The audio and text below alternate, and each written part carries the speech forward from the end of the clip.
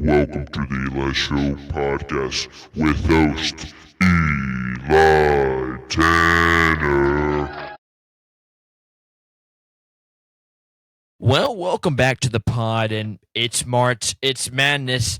Great episode last week with Barry McDowell. If you didn't catch it, special guest, special racer, one of the best in the Southeast. Baron McDowell joined the show. It was spectacular. I would say watch it, but it is amazing because it's March and it's time for one of the best times of the year for sports, especially college basketball. The best teams in the nation face off in one of the biggest bracket series in the world with some of these young athletes, 17, 18-year-olds on the spotlight. Schools that you don't never even heard of are beating Kentucky, beating Louisville, beating these top schools. We'll talk about all that in a special show next week. We're going to talk about the World Baseball Classic that's going on, happens every 3 years. We're lucky it gets to this one. A little bit about the Paralympics.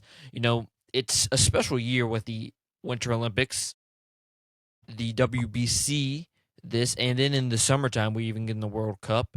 Some movement in the NFL, might not get to that, and a lots more here in the Eli Show, including the start of the middle school and high school season for baseball, soccer, and softball. All of that in the Eli Show podcast. Let's get started with March Madness.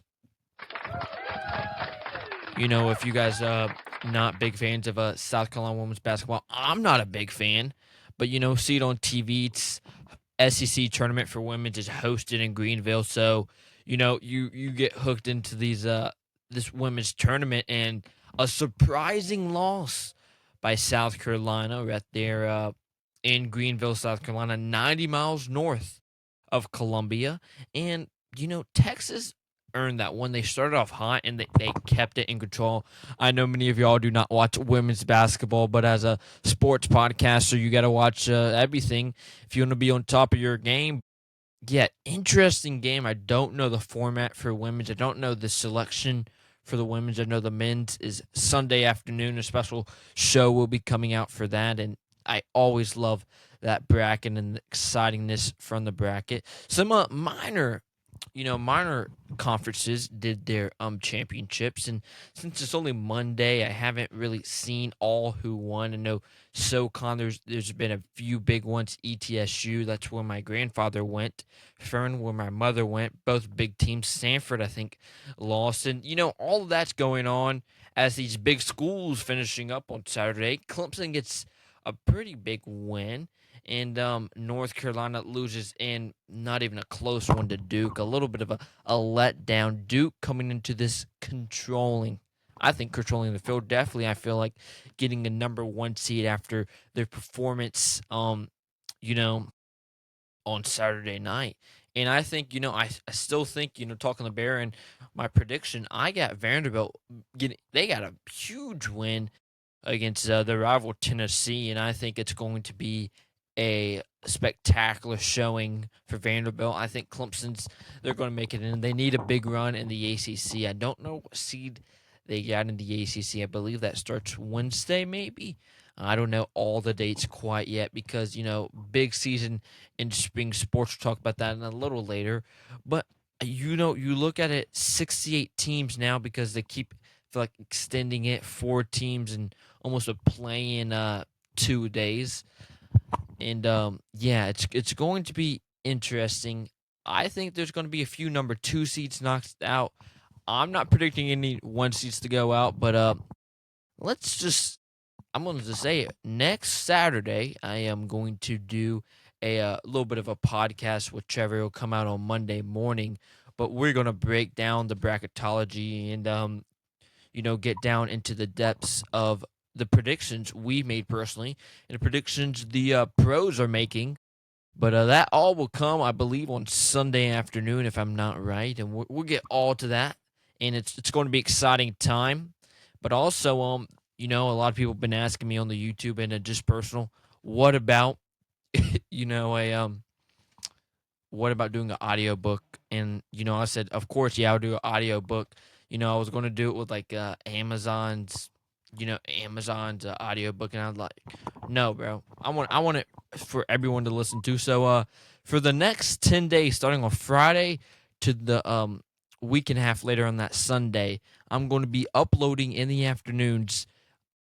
Um, I'm going to be uploading a chapter each afternoon, read by yours truly, the author Eli Tanner, going to a little bit of a telling some first graders tomorrow at Fork Shoals Elementary about the book, but it's going to be amazing. Let's get back to sports though, and I've been asked this exchange weekend. Our church has a retreat. It was amazing, but I was asked a lot about the two nice cars and 200 not so nice cars. I'm going to bring that down to 100, but part two of this, and I was thinking about this with all the trades and all this. Two cars can get you a long way, but not the whole way, right? You're thinking about a Super Bowl team, and I'm just saying, Seattle didn't have those two really nice players, but they had those 20, 30 guys consistent. They had a great lineup with those 100 players or so and 100 coaching staff. That's like saying you hire Deion Sanders. I have not seen him in the college football playoffs. They have, two good players. They have one or two good coaches. What about those other cars? What about that car breaking down? What about this car breaking down? I mean, I'm just saying, you can't just live a life of having two cars your whole life, but never get to the end point. You never get to the championship. And this debate and blah blah blah. I'm telling you, if you just have those 100 consistent cars, just like in any sport, you have to have good bench players to be a championship team. You gotta have good pitching staff, not just one good pitcher, but many pitchers because they can all play. I mean, every single sport, even in tennis, you have that one good player in the tournament, but there's probably going to be another player that arises, maybe not one to the championship. You can't just live on a life. I'm just saying, of two nice cars, when you can have those, 100 unnice cars, I might get some pushback. But with these trading going on, yeah, the Cowboys might get one better player on offense, but what about their defense? I didn't think they played both ways. Oh, you got that good kicker, boy, the punter. I'm I'm just saying you just can't live a life, and I know I'm going to get some pushback on this, but yeah, call me stupid, but I don't really care. The NFL's been a roller coaster of off season. I don't like when people talk about the NFL in the off season, and yet I'm doing it right now. But yeah, it's a bit of a roller coaster. Now let's get down to some spring sports. Wearing my Panthers jersey for tomorrow night, our opening day for Chandler Middle School baseball, softball, and both girls and boys soccer. And it's a big day for the middle school. Coming off an injury from my ear, of course. First day back from practice, it felt good to be at first base. Do a little throwing, a little pitching, a little running, a little hitting. Overall, feeling great. Not going to be, be one of those role players. I didn't have much of the off season, but so I keep fighting. But our team overall, we're looking good. We're going to be one of those. We don't have those two. Cruz Sheehan like we did last year, and we don't have Vincent Nava. We don't have those players. We don't have those two nice guards. And last year we lost in the semifinals. I think this year we got those. We got those. We have 18 players, but all 18 are they're going to work. All 18 they're going to try the hardest compared to last year. Having one or two, and championship mindset. Championship mindset when it comes, to the maybe I should have that written over there. I would rather have 100 not nice cars than two really, big cars, not big, but expensive cars to fuel my way, which I don't want. High school's getting around, and I think it's a different landscape this year. These big names, are they going to show out? Parker, we've talked about that when Luke was on the show. Maybe talk about that later with some other guests. We talked about a little bit about Hillcrest. Hillcrest, they're looking like they're one of the top in the states for 5A. Will they win another state championship? I think their last one, 2021. And that was a huge year. I remember, I don't know how old I was, but that was a big deal when Hillcrest won a state championship before Fountain High School, I do believe. So yeah, it was a big deal when they won, and if they can do it again with with their lineup, I think they're going to. I'm not going to. They're going to have a chance to to definitely do it. And goes back to the 100 Nice Cars. Just watching them practice. We had a tournament. I mean, not a game over at Hillcrest, and they were practicing before us. And they have some good players. They don't have those two great players. They might have one kid from Pottstown, but they don't have those two amazing players that's going to lead their way. They're going to have those bench players. They're going to have those guys. The bullpen catchers. They're going to have those guys to push in the fight and to push each other to the hardest and to possibly get a state championship.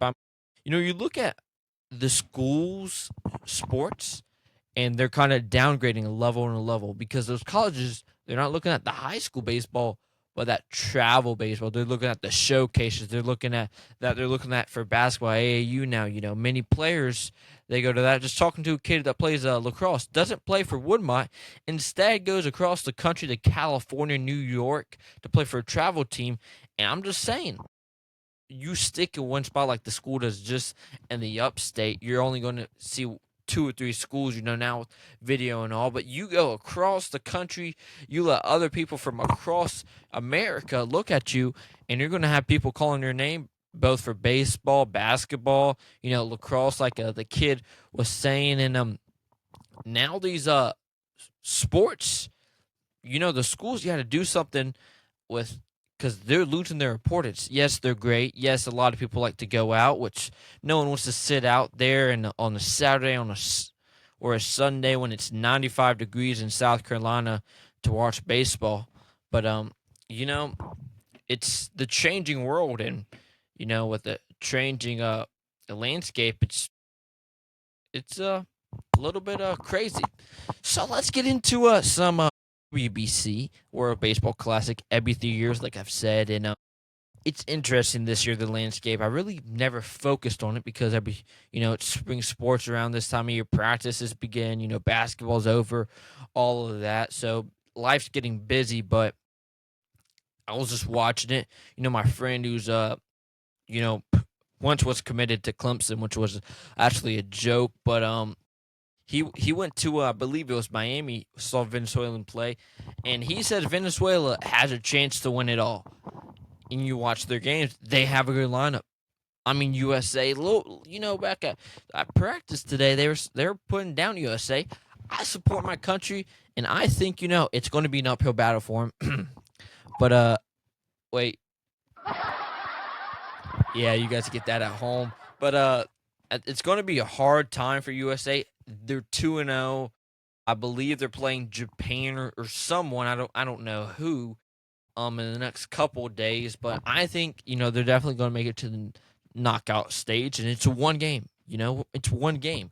It's not like the MLB 7-game series, which I personally hate. I think they spread out way too long. Do a 3-game series. I think a 3-game series can decide a champion. Maybe not the World Series, but maybe a 3-game series for the rest going up to the World Series. I just think these long games and they're making me a little bored from watching the same team play over and over. But let's get back to the WBC. And I was just, thinking about the teams that possibly have a chance. And Great Britain, they held their own against the United States, which I was surprised. 1-0 when I was watching it. We won 9-1, which that's how baseball goes. You have a few slow innings, you hit that gas pedal, but it's definitely interesting because Japan, they have a good team, but not a great team. Are they going to be that sneaky, a little bit of a sneaky team? I mean, they're hyped a little bit, but I mean, Otani, they have some great players, not the best.